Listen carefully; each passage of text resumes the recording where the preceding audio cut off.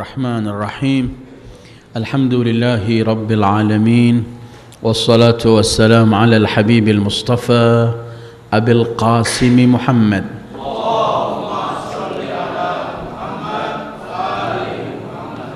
اللهم صل على محمد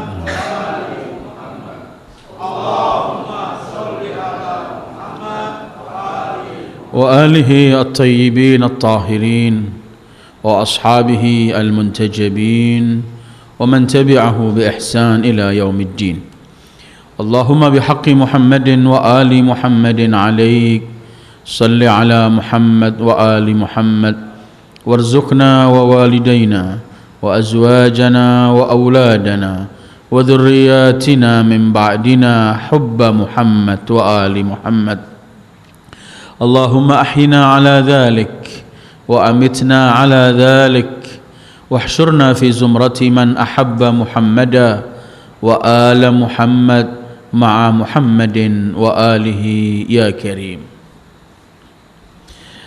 أعوذ بالله من الشيطان الرجيم قل إن كانت لكم الدار الآخرة عند الله خالصة من دون الناس فتمنوا الموت إن كنتم صادقين ولن يتمنوه أبدا بما قدمت أيديهم والله عليم بالظالمين ولتجدنهم أحرص الناس على حياة ومن الذين أشركوا يود أحدهم لو يعمر 1000 سنة وما هو بمزحزحه من العذاب أن يعمر والله بصير بما يعملون صدق الله العلي العظيم.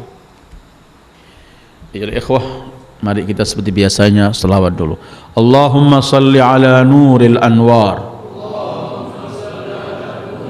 wa sirril asrar وترياخ الأغيار مفتاح باب اليسار سيدنا محمد المختار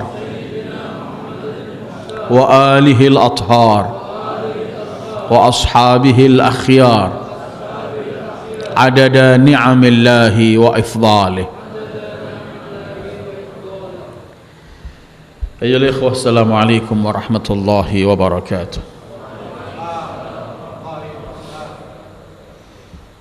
Kajian kita malam ini sampai kepada ayat ke-94 dari surat Al-Baqarah dan masih dengan Bani Israel, dengan perangai-perangai keji yang pernah kita baca minggu-minggu yang lalu, dan akhirnya ketika kita melihat kecongkaan dari mereka, kedegilan mereka, kebrutalan mereka terhadap hukum-hukum Allah,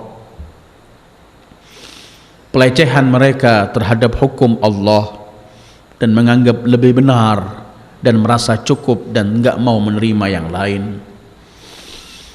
Pada pertemuan-pertemuan yang lalu sudah sering kita baca dan kita ulangi bahwa mereka adalah bangsa yang menganggap di atas segala sesuatu. Bukan hanya berbicara berkaitan dengan dunia, tapi akhirat pun mereka klaim milik mereka, surga milik mereka, dan semua fasilitas yang akan Allah berikan kepada kaum mukminin itu hanya milik mereka. Ini sering kita mendengarkan ketika mereka berkata, nahnu abna'ullah wa ahibba'uh, kami anak-anak Allah, kekasih-kekasih Allah. Kita sering mendengarkan dan pernah kita baca dalam ayat-ayat sebelumnya, lan tamassana an-nar illa ayyaman ma'dudah, kami tidak akan masuk neraka kecuali hari-hari tertentu dihitung dengan bilangan tangan. Mereka juga mengklaim surga hanya milik mereka. Ketika mereka berkata, dalam Allah menceritakan dalam Al-Quran, qalu lan yadkhulal jannata illa man kana hudan aw nasara tilka amaniyuhum qul hatu burhanakum in kuntum sadiqin. Mereka berkata tidak akan masuk surga kecuali Yahudi Yang Nasara pun mengklaim mereka juga berkata, tidak ada yang akan masuk surga kecuali kita kaum Nasara. Jadi mereka bukan cuman mengaku di dunia bahwa kita sya'bullahil mukhtar. Kami adalah makhluk-makhluk pilihan Allah, bangsa pilihan Allah. Atau bukan cuman mereka seperti yang kita baca minggu yang lalu, mereka mengatakan nu'minu bima unzila alaina wa yakfuruna bima wara. Kami cukup percaya beriman dengan yang Allah turunkan kepada kami dan tidak perlu beriman dengan yang lainnya. Ini klaim mereka. Selalu mereka menganggap di atas segalanya. Surga dan semua pun milik mereka. Karena itu kemudian Allah menyebutkan sebagai dalil mantiki. Kalau memang kalian menganggap surga milik kalian, akhirat itu kelak adalah cuman kalian yang berperan, cuman kalian yang menikmati seluruh kenikmatan akhirat. Kalau memang ini keyakinan kalian, kalau memang ini akidah kalian, maka ayat yang akan kita baca ini firman Allah 94, qul in kanat lakumud darul akhiratu indallahi khalisatan min dunin nas fatamannawul mauta in kuntum sadiqin. Kalau memang akhirat itu yang di sisi Allah, kalau memang hanya milik kalian akhirat dan seluruh pahala yang di sisi Allah itu hanya milik kalian, khalisatan, murni milik kalian, min dunin nas, orang lain gak boleh ikut campur. Kalau ini keyakinan kalian bahwa akhirat dengan semua kenikmatannya hanya milik kalian saja, min dunin nas, artinya selain kalian siapapun manusia tidak memperoleh. Ya, karena mereka mengakui lan yadkhulul jannata illa man kana huda, tidak masuk surga kecuali kami Yahudi. Allah di sini ingin mengajak mereka berdialog untuk menggunakan akal warasnya. Kalau memang seluruh kenikmatan surga, seluruh kenikmatan yang ada di akhirat itu hanya milik kalian, selain manusia nggak memperoleh, fatamannaul maut. Kalau begitu, ayo minta mati kamu. Fatamannaul mauta in kuntum shadiqin. Mohonlah mati kepada Allah kalau kalian memang benar-benar. Orang kalau meyakini kelak akan masuk surga, pasti memperoleh kenikmatan Allah dengan kenikmatan yang enggak mampu dibayangkan. Mala ainun ra'at wala udhunun sami'at wala khatara ala qalbi bashar. Kenikmatan yang belum pernah dipandang oleh mata, kenikmatan yang belum pernah didengar oleh telinga, kenikmatan yang enggak mampu dikhayalkan dan dibayangkan. Kalau ini milik kalian, fatamannawul maut, mintalah cepat-cepat mati, karena masuk alam akhirat yang dengan semua fasilitas itu tidak pernah akan sampai kecuali melalui kematian. Fatamannawul maut, minta mati in kuntum shadiqin. Dunia penuh dengan siksaan, dengan bala, dengan cobaan, dengan fitnah, dengan kemiskinan, dengan semua dunia ini. Kalau memang akhiratmu pasti gena, ya cepat-cepat minta pindah, minta pada Allah, fatamannaul maut, minta, coba mohon, khayalkan itu kematian, ayo cepat. Sementara bangsa ini bangsa pengecut, bangsa yang paling takut mati. Dan ayat semacam ini Allah sebutkan juga dalam surah Jum'ah, hampir sama ayatnya. Dalam surah Jum'ah Allah sebutkan, kalau kalian wahai bangsa Yahudi mengaku kalian adalah aulia Allah, kekasih-kekasih Allah yang akan memperoleh pertolongan dari Allah, coba mohonlah mati. Ini firman Allah, a'udzubillahi minasyaitonir rajim, qul ya ayyuhalladzina hadu in za'amtum annakum awliya'ullah min dunin nas fatamannawul mauta in kuntum sadiqin wa la yatamannawnahu abadan bima qaddamat aydihim wallahu alimun bizzalimin. Kata Allah, sama sekali dan mustahil, tidak pernah mereka akan berani mati dan minta kematian. ini selalu Allah menampakkan kepada kita kebohongan mereka, kebobrokan mereka, pelecehan mereka terhadap agama, pelecehan yang dibawa oleh para anbiya. Kalau kalian benar-benar menganggap surga milik kalian dan semuanya, fatamannaul maut. Yang paling rasio itu, orang ini kalau dijamin akan memperoleh kenikmatan dan seluruh fasilitas yang begitu indah dan pasti, dia tidak akan mau lama-lama hidup di sini. Minta cepat-cepat dibawa ke sana. Al-Imam Ali bin Abi Thalib, beliau ketika mengatakan, pernah beliau di Siffin, baju perangnya nggak dipakai. Imam Hasan berkata kepada beliau, ya Abah, ini bukan pakaian orang untuk berperang. Imam Ali ketika itu cuma senyum, kemudian beliau berkata, anakku, ayahmu ini tidak pernah peduli dia menjemput kematian atau kematian menjemput dia, tidak pernah diperdulikan. Terus Imam Ali kemudian pernah beliau berkata, wallahi labna Abi Talib anasu bil maut minat tifli bisadyi ummih. Demi Allah, putra Abi Talib lebih menyenangi kematian daripada seorang anak bayi menyenangi susu ibunya. Anas bil maut. Hai bangsa Yahud, kalau kalian memang benar-benar memiliki seluruh fasilitas di akhirat untuk kalian, fatamannahul mauta in kuntum shadiqin. Coba, ayo mintalah mati. Kalau benar-benar kalian akhirat hanya milik kalian, minta mati. Orang rebutan minta mati. Kalau surganya pasti. Itu sahabat Rasulullah Shallallahu Alaihi Wasallam di salah satu peperangan, ketika Rasul mengatakan, ayo cepat-cepat ke surga. Asri'u ila jannatin arduha as-samawat wal ard. Ayo cepat-cepat ke surga yang luasnya langit dan bumi. Itu di atas kudanya sahabat itu masih bawa kurma. Kemudian dia dengar ini, dia berkata, kalau aku makan kurma ini terlalu lama masuk surga. Dibuang kurmanya, maju jihad, terus dia wafat, mati syahid.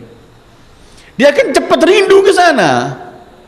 Wahai pembohong Yahud yang mengatakan kami adalah Sya'bullahil Mukhtar, nggak masuk surga kecuali kami anak-anak Tuhan dan kekasih-kekasih Tuhan, kami aulia Allah dan semuanya. Kalau benar ungkapan-ungkapan kalian ini, maka cobalah kalian mohon kematian. Qul in kanat lakumud darul akhiratu indallahi khalisatan min dunin nas fatamannawul mauta in kuntum shadiqin. Memang tidak pernah ada yang jujur mereka ini, selalu bohong. Karena itu selalu Allah menyebutkan in kuntum shadiqin, in kuntum shadiqin, karena selalu mereka membawa nama agama, membawa nama yang mereka klaim mengenai surga dan semuanya, tapi untuk menakut-nakuti orang awam. Cuman untuk menakut-nakuti, mereka sendiri yakin kalau diri mereka tidak memiliki sesuatu. Karena itu ketika mereka mengatakan wa qalu lan yadkhulal jannata illa man kana hudan aw nasara tilka amaniyuhum, kata Allah, itu cuman angan-angan mereka. Qul hatu burhanakum in kuntum shadiqin. Qul in kanat lakumud darul akhiratu indallahi khalisatan min dunin nas fatamannawul mauta in kuntum shadiqin. Dari ayat ini kalau kita ambil lepas dari Yahudinya, menunjukkan bahwa orang yang telah mempersiapkan dirinya untuk akhirat tidak pernah ia takut kematian. Dia akan sambut kematian. Dia akan rindu dengan kematian itu. Dalam kitab Al-Kafi diriwayatkan dari Abdullah bin Sinan kepada Al-Imam Shadiq, Imam Shadiq pernah cerita, datang seorang kepada Abi Dzar.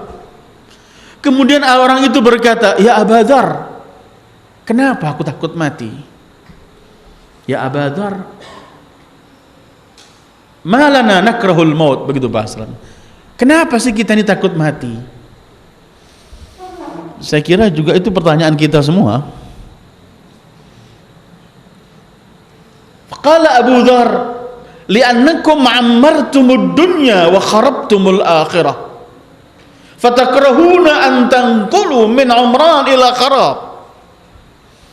Karena kalian telah memakmurkan dunia kalian dan menghancurkan akhirat kalian, maka pasti kalian akan enggan pindah dari tempat yang makmur kepada tempat yang hancur.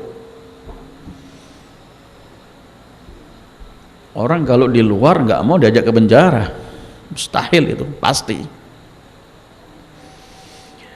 Riwayat lain, ada seorang datang kepada Rasulullah sallallahu alaihi wasallam, kemudian ia berkata, "Ya Rasulullah, aku melihat diriku ini selalu takut mati."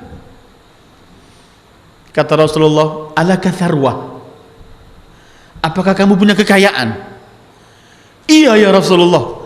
"Apakah kekayaanmu pernah kamu kirim ke depan? Kamu kirim ke sana?"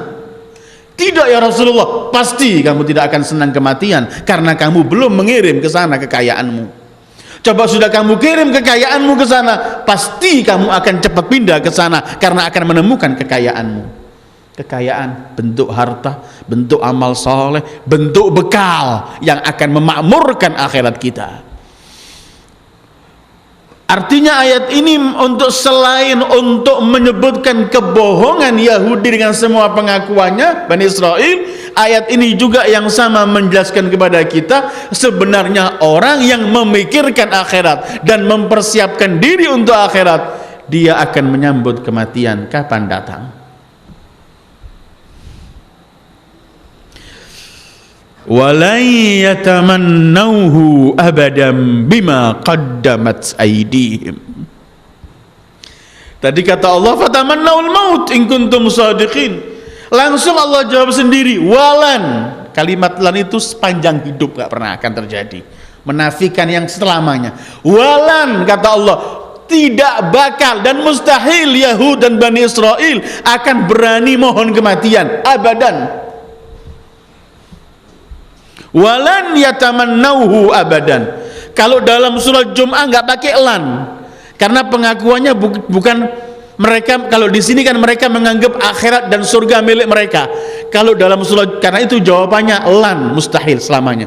Kalau dalam surat Jum'ah pakai kalimat la, bukan lan, yang sama-sama nafi, cuman la lebih kuat, karena yang diakui di surat Jumat cuman mereka menganggap ansarullah, sementara ansarullah di bawah yaumul akhirah. Karena itu jawabannya la yatamannau abadan. Tapi kalimat akhirnya sama, bima qaddamat aydihim wallahu alimun bizzalimin. Allah menyebutkan mustahil dan tidak bakal mereka berani mohon kematian. Lan itu kalimat lan dalam bahasa Arab naf lil abad, menolak untuk selamanya. Dan ini juga merupakan mukjizat Al-Quran, karena ketika turun ayat ini Allah menyebutkan, ayo mohonlah kematian, mintalah mati, dan kalian tidak pernah akan berani minta mati. Khayal minta mati nggak bakal. Ini mukjizat Quran. Mereka sebenarnya bisa mengatakan Muhammad bohong, kami minta mati, tapi mereka nggak mampu mengeluarkan kalimat itu dari lidah mereka, dikunci sudah. Dan memang Rasulullah Shallallahu Alaihi Wasallam pernah bersabda, kalau mereka saat itu mohon, spontan mereka mati, dan tidak akan ada satu Yahudi pun di muka bumi ini.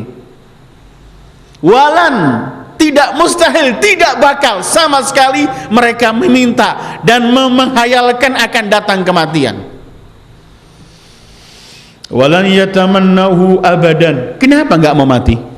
Ada dua hal Allah sebutkan di sini. Pertama, bima qaddamat aydihim, dengan apa yang telah mereka lakukan. Artinya amal jelek mereka ini yang menyebabkan mereka takut mati. Kedua, wallahu alimun bizzalimin. Allah Maha tahu siapa yang zalim, dan mereka orang-orang zalim. Orang zalim itu selalu paling takut kematian. Dua hal. Pertama, bima qaddamat aydihim. Selalu Allah gunakan kalau orang-orang pengamal melakukan amalan-amalan itu dikatakan dengan apa yang disajikan dilakukan oleh tangannya.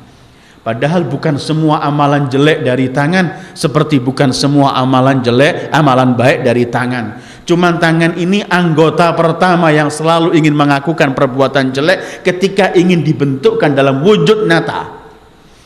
Ada penyakit-penyakit perbuatan yang nggak ada hubungan dengan tangan, benci, bohong, namimah, kizib, itu di sini. Cuman kenapa Allah selalu menggunakan bima qaddamat aydihim? Selain memang tangan, apabila amalan itu ingin diwujudkan dalam satu praktek yang bisa teraba, maka tangan yang paling banyak melakukan kejelekan itu. Kedua, memang orang Arab dalam bahasa mereka selalu mengatakan hadza bima qaddamat yadak. Ini dengan apa yang dilakukan oleh kedua tanganmu, walaupun perbuatannya tidak ada hubungan dengan perbuatan yang dilakukan dengan tangan. Itu sebagai istilah Arabiah. Seperti ketika Allah menyebutkan zaharal fasadu fil barri wal bahri bima kasabat aydin nas. Telah nampak kerusakan di darat maupun di lautan. Karena apa? Karena tingkah laku perbuatan manusia, tingkah laku perbuatan kejelekan itu disebut oleh Allah bima kasabat aydin nas, dengan yang dilakukan oleh tangan-tangan manusia. Atau ketika Allah mengutuk Abu Lahab, Allah menggunakan juga tabbat yada Abi Lahab. Padahal yang jelek dari Abu Lahab bukan cuma pekerjaan kedua tangannya, lisannya jelek, hatinya jelek, pemikirannya semua biadab. Tapi Allah sebutkan tabbat yada Abi Lahab wa tab. Dzalika bima qaddamat aydikum. Ini karena yang dilakukan oleh mereka.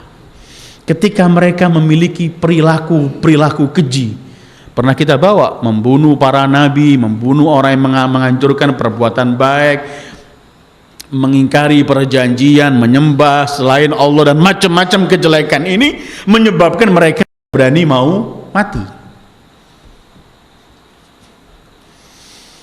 Walan yatamannauhu abadan bima qaddamat aydihim. Ini dan bukan cuma cerita, sering saya sebutkan dalam kajian tafsir, jangan dianggap cuma Quran ini cerita. Kalau sekarang menceritakan Yahudi, Bani Israel, cerita yang sama juga akan mengena pada kita. Kalau orang-orang Yahudi selalu mengklaim surga milik kita, orang-orang Nasara juga mengklaim surga milik kita, orang-orang sering mengklaim akhirat selamat, kita punya ini, kita punya ini. Kita juga sering melihat diri apakah kita juga tergolong orang-orang yang selalu teriak semacam itu. Kedua, apabila Allah menyebutkan mereka tidak pernah akan menyambut kematian dan mereka lari dari kematian dan takut kematian, karena Allah sebutkan mereka punya perilaku dan amalan-amalan jelek, perbuatan yang sama. Ini Al-Quran bukan cerita. Kalau kita juga memiliki amal-amalan yang jelek, kebohongan, makan haram dan semuanya, kita pun akan memiliki penyakit yang sama, takut mati. Bima qaddamat aydihim. Apa yang dilakukan oleh perbuatan-perbuatan jelek mereka? Semua perihal yang melanggar ketentuan syariat yang telah ditentukan oleh Allah Azza wa Jalla. Wallahu alimum bizzalimin. Dan Allah Maha tahu siapa orang-orang yang zalim, berkaitan orang-orang yang zalim. Karena kezaliman itulah menyebabkan mereka tidak berani menghadap kematian. Wallahu alimun bizzalimin. Masih membicarakan bahwa Yahud, Bani Israel ini orang yang cuma sering mengaku-ngaku sesuatu, tidak pernah punya bukti. Kedua, ayat-ayat ini masih membicarakan bahwa bangsa Bani Israel ini adalah bangsa yang paling takut dengan kematian. Coba dengarkan ayat berikutnya. Wala tajidannahum ahrasan nasi ala haya wa minal ladzina asyraku. Kamu akan menemukan ya Sayyidil Wujud Muhammad sallallahu alaihi wa alihi, bahwa merekalah orang-orang yang paling rakus dan mencari kehidupan mengalahi orang-orang musyrik. Senangnya dengan kehidupan, karena dalam bahasa Arab al-hilsu itu syiddatut talab, minta yang dengan paksa. Sampai bisa diartikan haris itu rakus. Mereka ini minta dengan paksa dan rakus, tidak mau mendapatkan kematian, maunya hidup terus. Orang yang paling takut kematian dan orang yang paling senang hidup, nggak apapun, walaupun hidup dalam kesengsaraan dan apa saja, yang penting hidup, adalah bangsa Yahud. Sampai Allah sebutkan walladzina asyraku. Orang sebutkan ini waw ataf, bahwa orang-orang Yahud dan Bani Israel ini kesenangan mereka, hirsuhum, tamak mereka terhadap kehidupan melebihi orang-orang musyrik. Padahal orang musyrik ini sudah termasuk annas.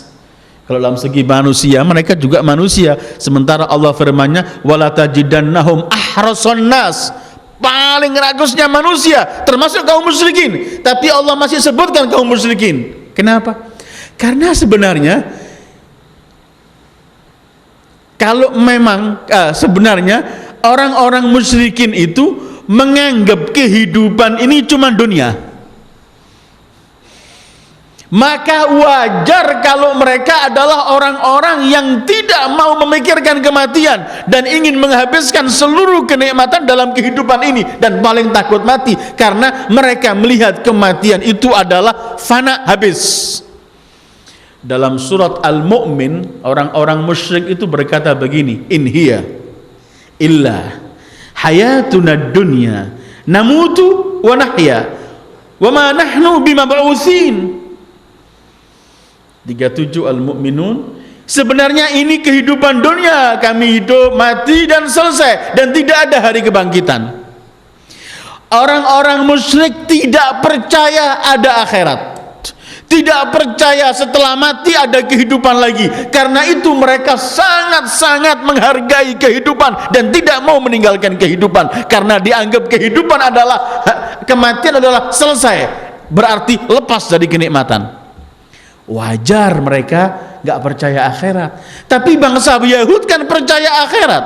Mereka percaya ada surga, mereka percaya semua ada hari kebangkitan, mereka percaya akan dibangkitkan lagi oleh Allah. Tapi rakusnya mereka terhadap kehidupan melebihi musyrikin yang sudah tidak percaya tidak ada lagi kehidupan setelah kematian. Harusnya kalau ada orang rakus kehidupan cuma orang musyrikin, karena mereka menganggap cuma dunia ini. Namutu wa mahyah wa ma nahnu bimab'utsin, enggak ada lagi hari kebangkitan. Ya nikmati sudah kehidupan sekarang ini. Tapi kerakusan Yahud terhadap kehidupan, wala tajidannahum ahrasun nasi ala haya, atma'un nas, paling tamaknya manusia terhadap kehidupan. Wa minal ladzina asyraku, mengalahi orang-orang musyrikin. Apa ketika Allah ingin menjelaskan kepada kita kerakusan mereka terhadap kehidupan ini? Allah teruskan begini, yawaddu ahaduhum law yu'ammaru alfasana. Salah satu, sebagian mereka, kebanyakan mereka, per orang dari mereka mengharap kalau bisa hidup ini umurnya 1000 tahun. Yawaddu yuhibb wa yatamanna, mengharap. Lau yu'ammar, kalau diberi umur. Umur itu masa manusia ketika dilahirkan sampai wafat, itu umurnya berarti. Dan coba teliti bahasa Al-Quran ini, Allah menggunakan bina majhul, yu'ammar, enggak yu'ammir. Bina majhul enggak diketahui, karena memang umur itu hanya milik Allah. Tidak ada siapapun memiliki umur. Karena itu harus pakai bina majhul, hanya Allah saja yang menentukan. Lau yu'ammar, kalau diberi umur, artinya siapa yang memberi? Allah, karena umur hanya milik Allah. Dan tidak ada bahasa yu'ammir, diberi keumuran, keada. Karena yang mampu memberi umur adalah hanyalah Allah. Karena kehidupan dan kematian hanyalah ada pada Allah. Nahnu qaddarna bainakumul mauta wa ma nahnu bimasbuqin. Kamilah yang menentukan di tengah kalian mengenai kematian, dan kami nggak bisa dikalahkan oleh sesuatu. Nggak ada orang berkata coba tadi masih dapat obat ini masih hidup, nggak. Medis pun, kedokteran kalau sudah melakukan yang paling maksimal, dia pasti pada titik terakhir yang mengatakan kami cuma menunggu, karena saat itu sudah tidak akan ada sesuatu. Tidak ada urusan sakit atau sembuh, karena memang umur. Karena itu bahasanya yu'ammar, kalau diberi umur. Alfasanah, 1000 tahun. Dan 1000 ini sebenarnya bukan kalau lebih dari 1000 atau kurang, bukan begitu. 1000 ini cuma dibuat, disebutkan litakthir, untuk menunjukkan banyaknya. Karena dalam orang Arab itu nggak ketahui bilangan yang paling besar kecuali 1000. 1000 itu menurut orang Arab dalam segi bahasa yang paling besar. Karena itu sampai kalau mereka mengatakan 1.000.000, nggak mengatakan miliun, alfu alfin, 1000. Karena alaf bagi mereka itu puncak dari hitungan, nggak ada lagi hitungan lebih dari itu. Itu yang dikatakan, disebutkan dalam satu riwayat, dalam satu peperangan, ketika ada tawanan dari salah satu peperangan, ketika ditanya kau minta tebusan berapa, dikatakan 1000.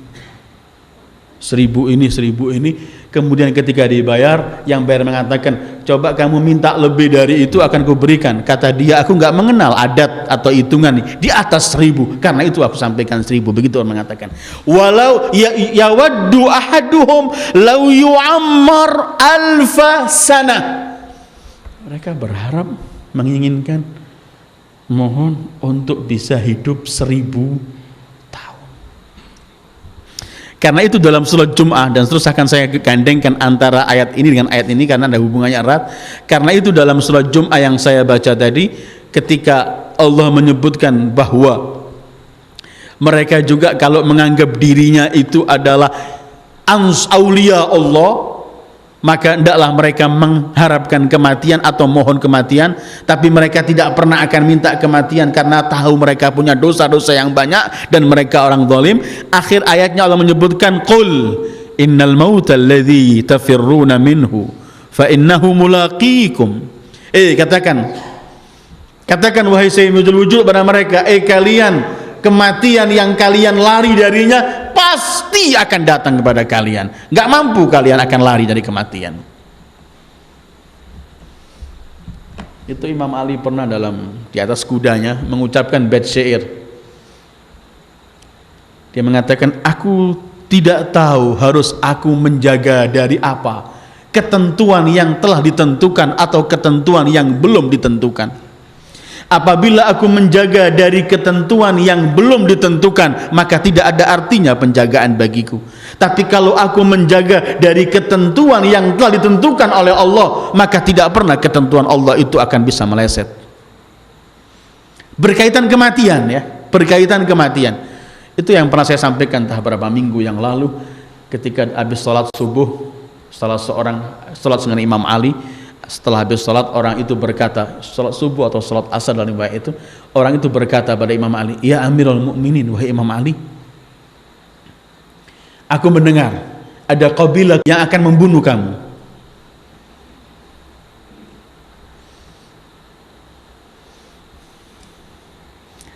Artinya kamu harus punya yang ada yang mengawal kamu dan menjaga. Katanya Imam Ali, apabila ajal itu sudah sampai, maka ajal itulah yang akan mengawal aku. Karena apabila, dan maaf, Imam Ali mengatakan setiap orang ada penjaganya, 2 malaikat untuk menjaganya. Tetapi apabila ajal harus tiba, saat ajal tiba, maka ajal itulah penjaganya dan malaikat akan meninggalkan. Sudah habis. Fa idza jaa ajaluhum la yastakhiruna sa'atan wala yastaqdimu. Apabila datang, jadi sebenarnya yang penting kita persiapkan untuk hari itu. Yang kita bicarakan nggak kapan datangnya, lambat atau cepat. Yang terbaik adalah, yang diminta oleh syariat adalah persiapkan untuk kedatangannya, karena ia pasti akan datang. Yawaddu ahaduhum law yu'ammar alfa sanah. Mereka berharap kalau bisa diberikan kehidupan melebihi dari 100 tahun. Maaf, 1000 tahun. Ini kan orang Yahudi Allah sebutkan bima qaddamat aydihim, Allah sebutkan wallahu alimun bizzalimin, mereka orang zalim. Ketiga, mereka orang yang rakus terhadap kehidupan. Para mufassirin menyebutkan kerakusan seseorang, kecenderungan orang takut mati dan mencintai kehidupannya itu biasanya terbawa oleh cintanya ia terhadap benda yang ia kemudian tidak mau berpisah dengan benda itu. Tapi ketika cinta dia kepada Allah, maka ia cepat-cepat ingin ketemu dengan yang ia cintai. Perbedaannya begitu. Karena itu para aulia Allah, mereka tidak pernah sama sekali merasa takut kematian, karena bagi mereka kematian itu adalah menemukan mereka dengan zat yang mereka cintai. Sulaiman Qattani dalam kitabnya mengenai Sayyidah Fatimah Zahra, dan kitab ini pernah memperoleh Nobel pengarangnya. Dia sebutkan dalam sejarah yang sempat saya baca dan yang saya pelajari, bahwa Fatimah Zahra tidak pernah senyum nampak lega gembira kecuali dalam 2 hal. Bukan berarti beliau bermuka masam, tidak. Cuma senyum yang nampak gembira sekali ada 2 dalam kehidupan Fatimah Zahra.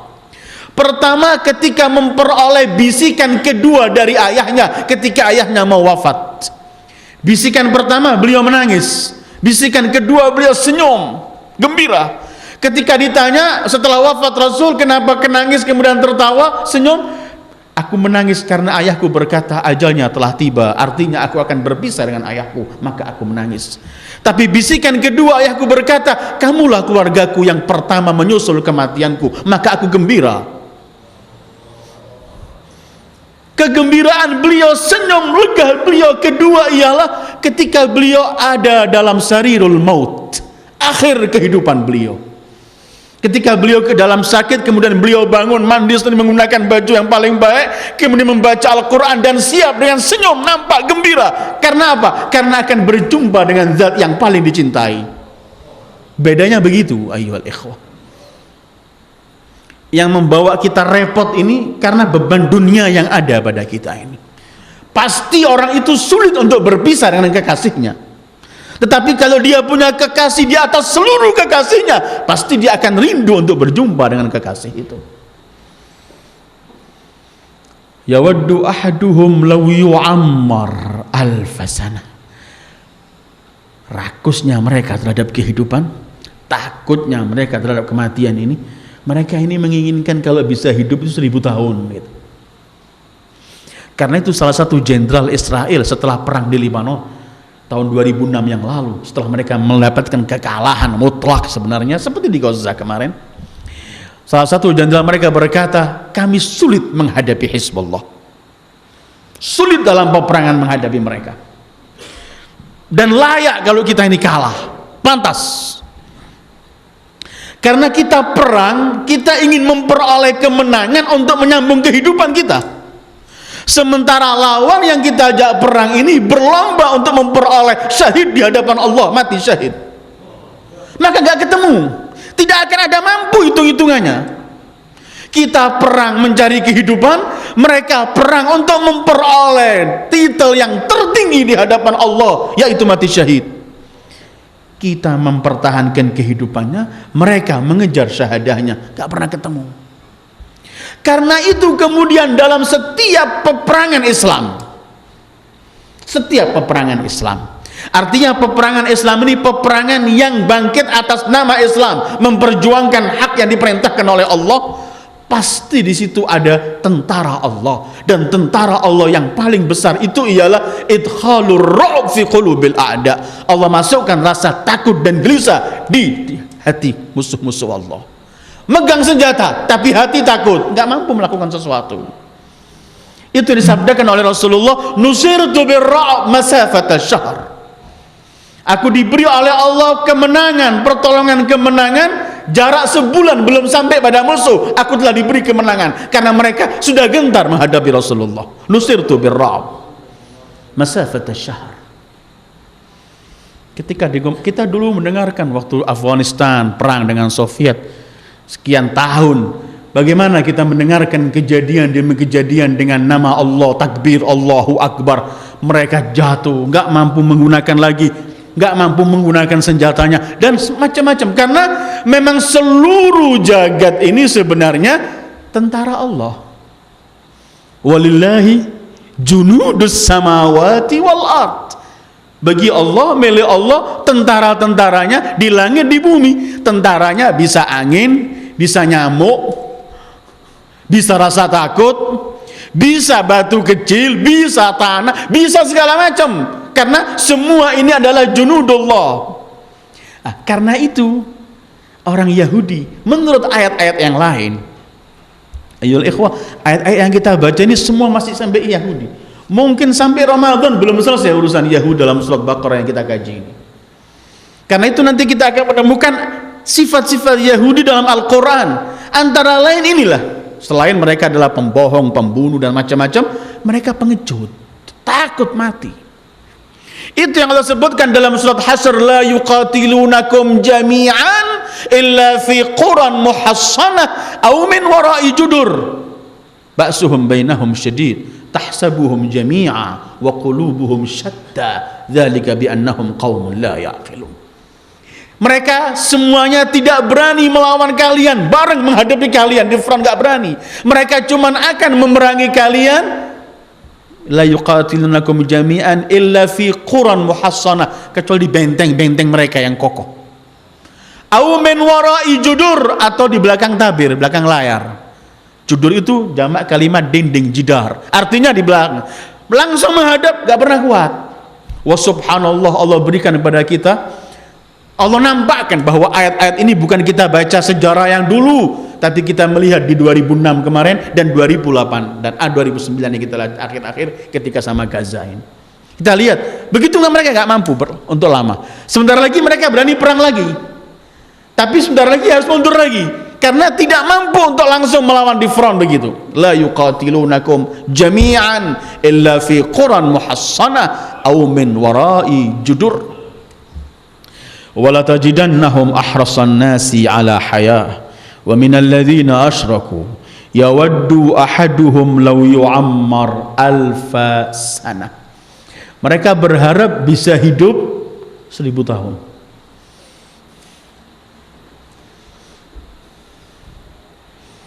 Entah apa yang mereka bayangkan untuk hidup 1000 tahun ini. Pernah kita kaji kan dalam ayat-ayat sebelumnya bahwa mereka ini bangsa penyembah materi, penyembah harta, penyembah ini mereka. Dari mulai Samiri di zaman Nabi Allah Musa membuat untuk mereka ijil, anak sapi dari emas, dari perhiasan, dari mulai itulah mereka penyembah harta. Karena itu kemudian harta ini yang menyebabkan mereka enggan untuk mau meninggalkannya. Ayyuhal ikhwah, sekali lagi ayat ini bukan cuma cerita, tapi ayat ini masih berjalan dan kita pun kena khitab ayat ini. Kita nanti bisa melihat pada diri kita, kenapa kita takut mati?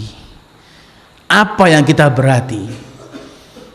Seperti ketika Allah mengajak orang jihad, Allah pernah sebutkan kalian gak pernah akan jihad, karena Allah menyebutkan itsaqaltum ilal ard, kalian diberatkan oleh bumi, ada magnetis yang narik.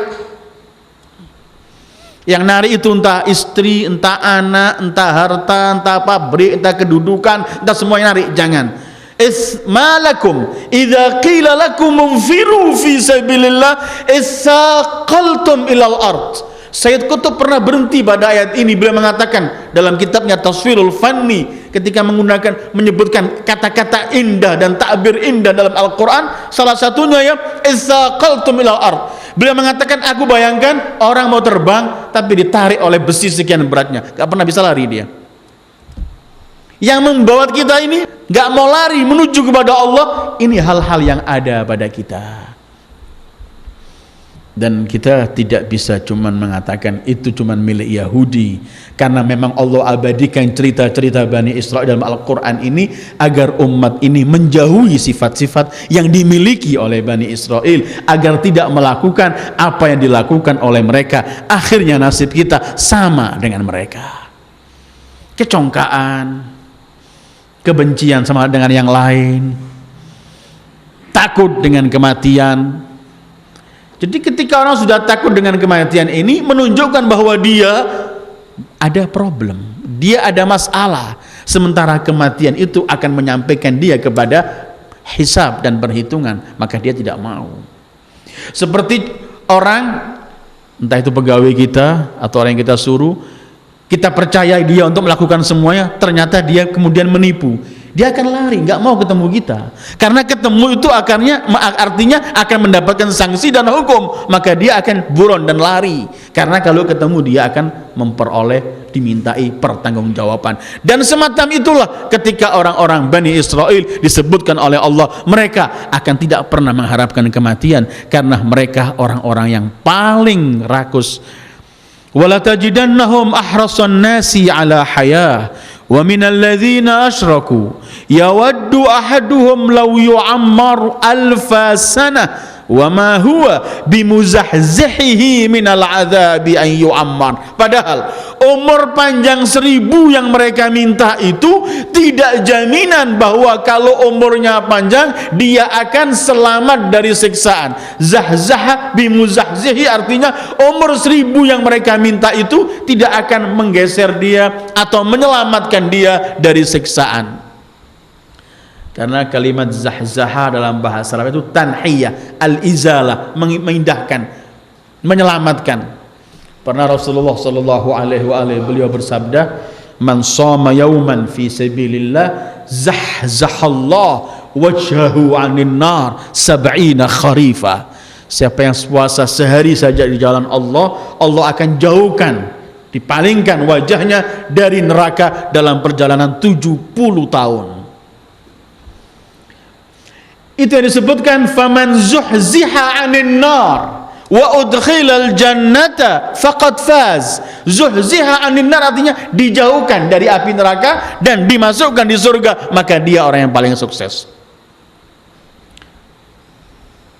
Ketika Allah bicarakan kullu nafsin dha'iqatul maut, faman zuhziha 'anil nar wa udkhilal jannata faqad faz. Umur 1000 yang mereka khayalkan dan mereka harapkan, panjangannya umur walau sampai 1000 bukan jaminan kalau mereka akan selamat dari api neraka atau dari siksaan. Wa ma huwa, permintaan, bimuzahzihi, akan menjauhkannya, minal azab, dari siksaan, an yu'ammar, kalau diberi oleh Allah umur yang mereka minta itu. Urusannya ini bukan panjang-panjangan umur saja, tapi urusannya ini adalah mengisi umur itu dengan apa. Karena itu Rasulullah sallallahu alaihi wasallam beliau pernah bersabda, khairukum man tala umruh wa hasuna amaluh. Tapi kalau umur tambah, kejelekan tambah, maka tidak ada khairiyah, tidak ada kebaikannya. Yang menyelamatkan orang dari siksaan itu bukan panjang dan pendeknya umur, itu yang ini Allah sebutkan dalam Quran ini. Tapi yang menyelamatkan orang dari siksaan itu ialah bekalnya dengan amal soleh yang ia bawa menuju ke alam akhirat. Itu saja. Kalau selagi mereka bima qaddamat aidihim, selagi mereka zalimin, orang-orang zalim, pasti apapun yang mereka miliki tidak pernah akan menyelamatkan. Jangan berbicara kita umur panjang, harta yang kita banggakan, anak yang kita banggakan, semua ini kelak di akhirat juga nggak bisa menyelamatkan kita. Yauma la yanfa'u malun wala banun illa man atallaha biqalbin salim. Hari itu hari yang tidak ada anak, istri, nggak ada. Yang menyelamatkan adalah amal perbuatan dan hati yang bersih, qalbin salim. Karena sifatnya hari itu adalah yauma yafirrul mar'u min akhihi wa ummihi wa abihi wa sahibatihi wa bani. Bahkan Jadi orang lari dari anak saudaranya, dari ayahnya, dari anaknya, dari istrinya, dari semuanya. Bahkan ayat lain Allah mengatakan kenal, tapi pura-pura nggak kenal, nggak mau kenal. Tapi Anda jangan bertanya, loh kemana syafaat orang tua? Ada pos-posnya nanti di hari kiamat itu. Pos-pos tertentu walaupun bersebelahan nggak mau kenal, tidak mau kenal sama sekali, nafsa-nafsi. Karena itu kalau umur 1000 pun yang mereka khayalkan dan mereka impikan itu diberi oleh Allah, umur 1000 itu ketika mereka hidup dengan 1000 tahun tidak membuat jaminan mereka akan diselamatkan dari siksaan. Wa ma huwa bimuzahzihi minal adzabi an yu'ammar wallahu basirun. Allah Maha mengetahui, melihat, menyaksikan bima ya'malun, apa yang mereka lakukan. Ayyuhal ikhwah, ini ayat akhir ini yang untuk kita bawa pegangan, mempersiapkan diri menuju ke alam akhirat. Jangan lihat banyaknya harta, panjangnya umur, dan banyaknya jabatan dan semuanya. Tapi yang dia lihat adalah amal yang mampu kita bawa sebagai bekal menuju ke sana. Karena Allah basirun, maha melihat, maha mengetahui, maha melihat semua amalan perbuatan kita. Ternyata amal bekal itu adalah amal soleh. Allah berfirman, wa an laisa lil insani illa ma sa'a wa anna sa'yahu sawfa yura thumma yujzahul jazaa'al awfa. Tidak ada bagi manusia kecuali yang ia lakukan, dan apa yang ia lakukan akan ia lihat, dan apa yang ia lakukan dengan itu ia akan memperoleh balasan dari Allah. Sementara amal ini kan repot. Siapa bilang mengatakan amalan ini mudah? Amalan ini perang, ayyuhal ikhwah. Orang beramal itu bukan cukup melakukan selesai, belum. Pertama kita niat untuk beramal ini untuk apa? Sebelum melakukan ini, niat. Amalan yang kita lakukan ini untuk siapa? Kedua, kemudian kita beramal. Beramal yang kita lakukan sesuai enggak dengan syariat, dengan ketentuan Allah? Ketiga, setelah niat, setelah beramal, masih punya tanggungan lagi menjaga amal itu supaya nggak hangus. Menjaganya ini repot juga. Seperti kita punya benih atau pohon kecil mau kita tanam, kita lihat dulu di mana letaknya tanam ini yang paling cocok. Nanti kalau besar nggak ganggu. Oh, di sini. Baru kemudian kedua kita tanam. Setelah tanam belum selesai, kita masih harus menyirami, memberi pupuk, disiram supaya subur. Amalan itu begitu. Belum tentu yang kita amalkan sekarang ini nanti di akhirat kita dapat pahala karena sudah kita bakar. Karena itu Allah berfirman, man jaa bil hasanati falahu asyru amsalihha. Siapa yang datang dengan amal solehnya, bukan cuma beramal, tapi ketika datang di hari kiamat masih dibawa amal solehnya, masih miliknya. Man jaa, datang dengan amalnya. Karena yang beramal saja belum tentu. Kita semua membaca Allah berfirman, ya ayyuhalladzina amanu la tubtilu shadaqatikum bil manni wal adza. Hai orang-orang beriman, jangan kalian batalkan pahala amalan kalian bil adza, karena mengganggu orang yang kamu yang kamu beri, atau alman, karena kamu ungkit-ungkit. Udah 2 tahun kita beramal, kita jaga, tahu-tahu kita sakiti, kita ungkit-ungkit. Dulu coba aku nggak bantu kamu, kamu mati kamu. Hapus. Karena itu untuk menuju ke sana ini beramal bukan semudah itu beramal. Karena itu orang harus meyakini bahwa dia tidak bisa beramal kalau nggak mendapat taufik dari Allah.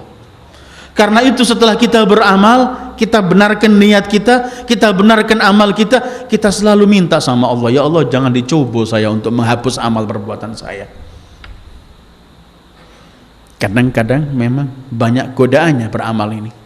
Apalagi kalau urusan sedekah, Allahu Akbar. Karena kadang-kadang kita ini kalau bersedekah menganggap sudah berbuat baik, padahal sebenarnya kan tidak. Berbuat sedekah itu cuma postman kita, tukang pos, memberikan tugas saja. Wa atuhum min malillahi alladzi atakum. berikan pada mereka dari harta Allah yang Allah berikan.